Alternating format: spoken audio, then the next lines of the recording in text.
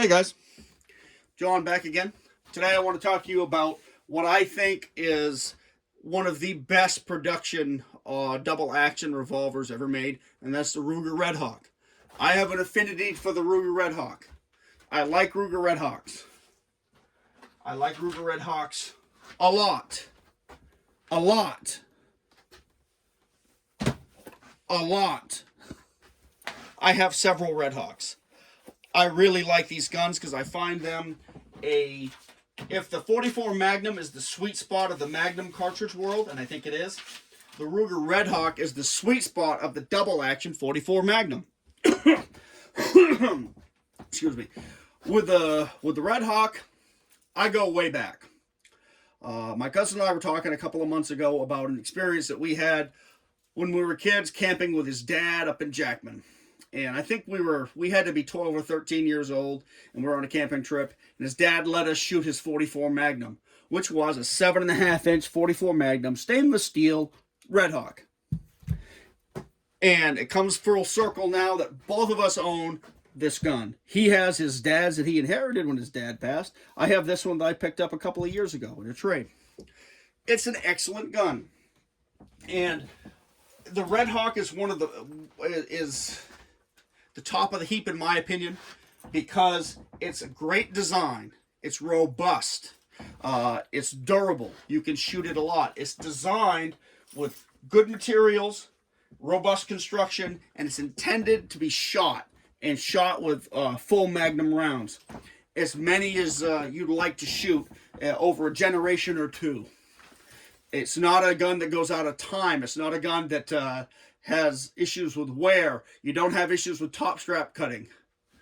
Now the Smiths are good guns. I've owned a couple of Smiths over the years, and I'll probably pick up another one, just like probably a 629, just to have, because there's things I like about the Smith.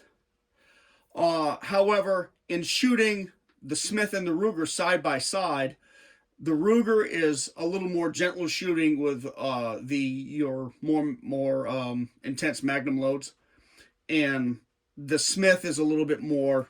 Let's say it's less comfortable. You feel the recoil more in the Smith than you do with the Ruger.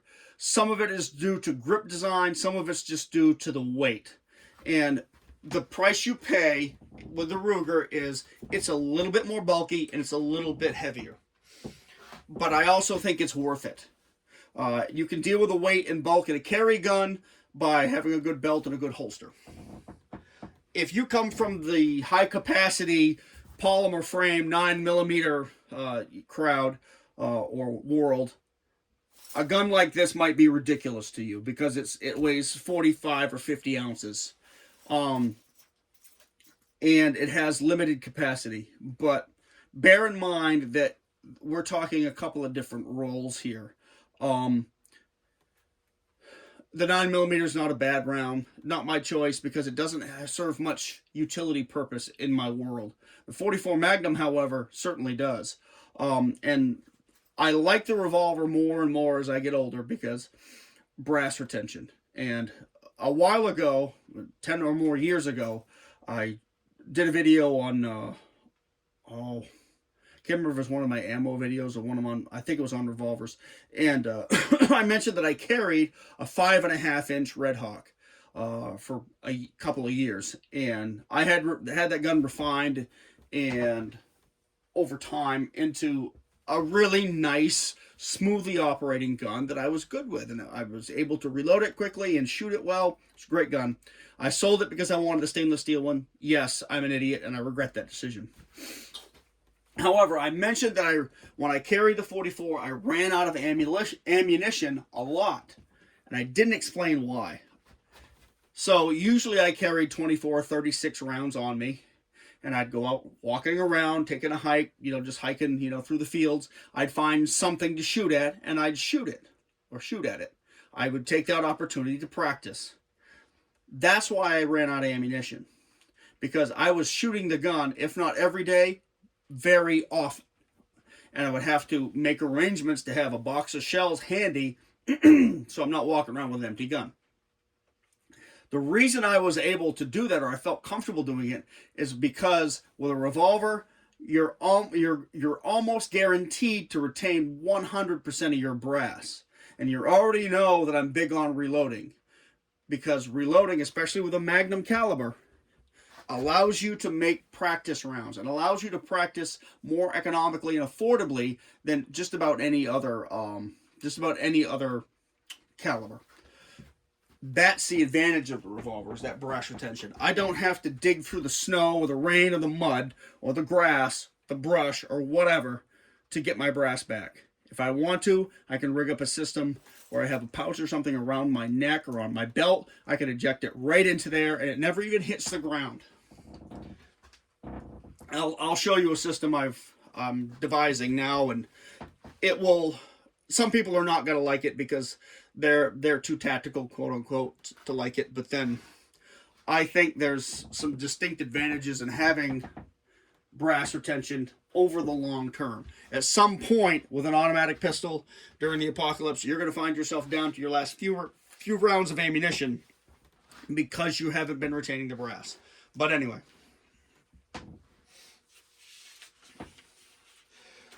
Rugers, the Redhawks, come in several different flavors. This is a 4-inch. This is a 7.5. This is a 5.5. I told you I like these guns. This is a 2 3/4. A current carry pistol. The 4-inch, the 5.5, and 7.5 are the most common. They all serve different roles. The 2.5, the 4-inch, and even the 5.5 are pretty good carry guns. I like the 2.5 for carry. It hits real well. It's a round butt. It's a nice little gun. However, probably my overall favorite is the 4-inch. And I thought that for a long time. And then I picked up, because my original gun was a 5.5-inch. This is a stainless 5.5-inch. And handling this and shooting this, man, I'm not going to say I don't want the 4-inch anymore because I like it. But like the Ruger, the 7.5-inch Ruger Super Blackhawk, this is a very well-balanced gun. It handles well. It's got great sight radius. It feels great in hand. Oh, this is a nice gun. And as you can tell, it's hard for me to choose my favorite Redhawk. I love them all. Pretty much everything I have now in a Redhawk is 44 Magnum. I am going to pick up one of the 8-shot Redhawk 357s, though, because I love Redhawks. And having an 8-shot, the 4-inch, 8-shot 357, I think might be the ultimate 357 for the apocalypse. Because you've got a good ammo capacity and a capable caliber, and complete reloadability, and a weapon that serves dual purpose, let's say, as both a projectile weapon and a striking tool. So again, with the Redhawk, you've got one that you have a revolver that's built to last, rugged, absorbs good, has good weight to absorb recoil, is symbiotic with the 44 Magnum in my opinion, light enough to carry, enough weight to shoot as much as you'd like. It's a few ounces heavier than your comparable Smith 629. Let's factory specs. The 4-inch Smith 629 runs about 43 ounces unloaded. Per the Smith website. By my scale, my Ruger loaded is 52 ounces and 47.3 ounces unloaded. So you're running about 4 ounces heavier. Those few ounces and the design differences make a big difference in shootability and long-term durability. And I think it's worth it if you're going to buy a gun. You're going to buy once, cry once, because these guns are getting expensive now.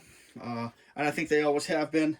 It's a lot easier to just throw a few metal parts in an injection mold, throw some plastic in it, and slap a slide on it. I'm not trying to disparage an automatic pistol, but manufacturing has gotten good as far as making those sorts of things. Whereas an all stainless steel pistol requires many machining operations, even with a cast frame like the Ruger has. it still requires a lot of machining and a lot of work, and that makes it more expensive. But over the long term, you've got more gun. So anyway, if you haven't gone out and shot a Ruger Redhawk, go ahead and do it. These are really nice guns. People will criticize a couple of things about the Redhawk. One is that it is a full frame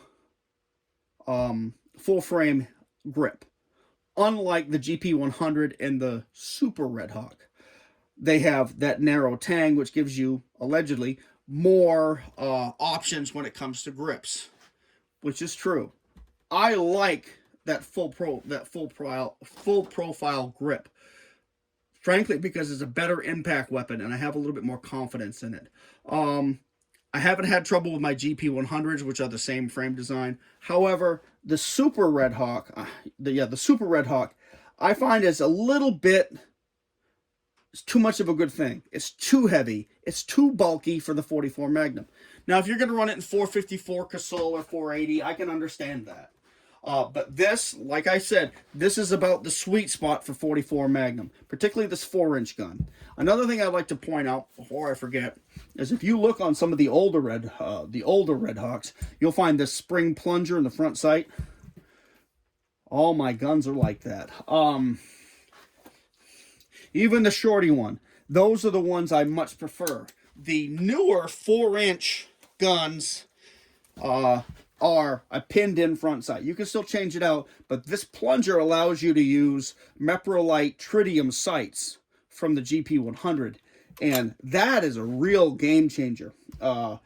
These are really easy to see, and I've come to prefer this one. Is this Meprolite? I can't remember what it is, but this is a combination fiber optic and tritium sight. These are very easy to see. And that's something because as I get older, those sights are not as easy to see as they used to be. Hence the red dots. And with the red dots, I'm still experimenting with those, and I'll let you know what I think. They are, I think, at least now initially, there used to be a little drill that people would do with revolvers, and I don't have a quarter with me. You'd have a revolver, and you'd take your rookie cop or whoever, and you'd balance a quarter on his barrel, and you'd have him do a bunch of dry fires, and he'd fling the quarter off because his trigger control wasn't good. What the red dot does when you're dry firing is it shakes all over the place.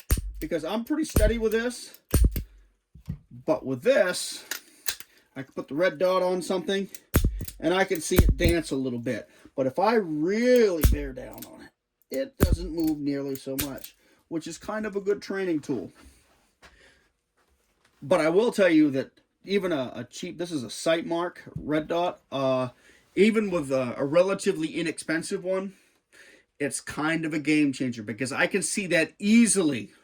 It doesn't take up much space on the target, so I can make easy hits out to 50, 75, and 100 yards.